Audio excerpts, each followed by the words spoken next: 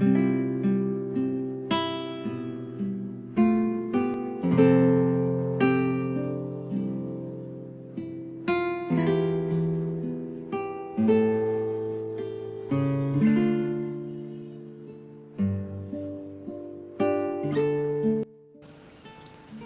mabuting balita ng Panginoon ayon kay San Lucas.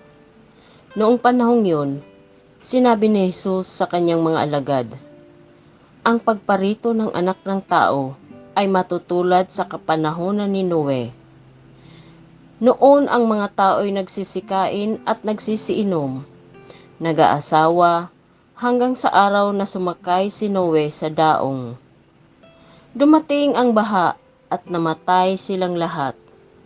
Ganon din, noong panahon ni Lot, ang mga tao'y nagsisikain at nagsisiinom, namimili at nagbibili, nagtatanim at nagtatayo ng bahay.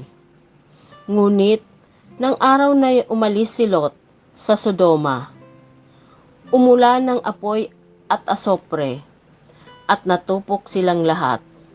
Gayon din, sa pagdating ng anak ng tao, sa araw na iyon, ang nasa bubungan ay huwag nang bumaba upang kunin ang kanyang mga ari-arian. Sa loob ng bahay, ang nasa bukid ay huwag nang umuwi. Alalahanin ninyo ang nangyari sa asawa ni Lot. Ang sino mang magsikap na iligtas ang kanyang buhay ay mawawala nito. Ngunit, ang sino mang mawala ng kanyang buhay ay siyang makapagliligtas nito. Sinasabi ko sa inyo, may 2 lalaking natutulog sa iisang higaan.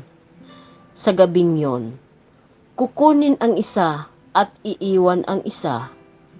May 2 babaeng magkasamang gumigiling, kukunin ang isa at iiwan ang isa.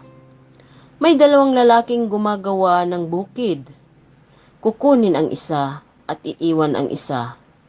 Saan po, Panginoon? Tanong ng kanyang mga alagad.